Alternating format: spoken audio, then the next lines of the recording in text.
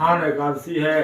आज की चर्चा है कि 26 एकादशी जो लोग करते हैं उनकी जय जयकार सभी जगह उपलब्ध होता है और एकादशी सबको करनी चाहिए।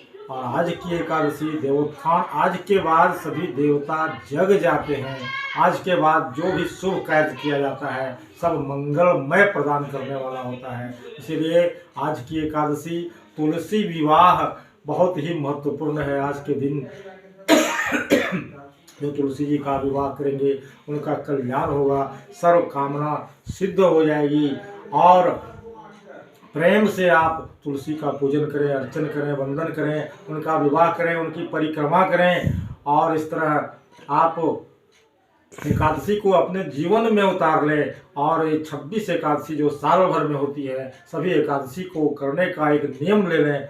और एकादशी करने से भगवान विष्णु प्रसन्न होते हैं और आपका कहीं रुकावट पैदा नहीं होता है।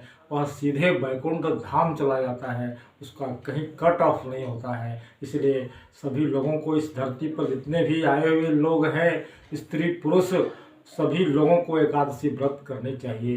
एकादशी की महिमा बहुत विचित्र है। दुर्वासा ऋषि ने एक बार श्राप दे दिया था अम्बरीश को, और उसके श्राप से राजा साहब अम्बरीश कांपने लगे।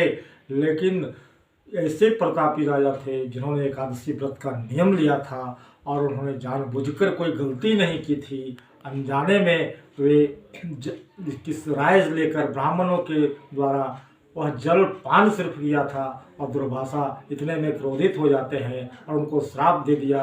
और श्राप देने के लिए उद्यत हुए, तब तक भगवान विष्णु अपना सुदर्शन चक्र को उनकी रक्षा के लिए सदैव तैयार कर दिए थे। और इस तरह जब श्राप पर दुर्वासा उतावला हो गए तो सुदर्शन चक्र उनका पीछे लग गया और बेचारे दुर्वासा दौड़ रहे हैं आगे आगे, सुदर्शन पीछे पीछे चल रहा है। उनको बहुत भारी पीड़ा हो गई, भयभीत हो गई, सुदर्शन चक्र उनको जलाने लगा।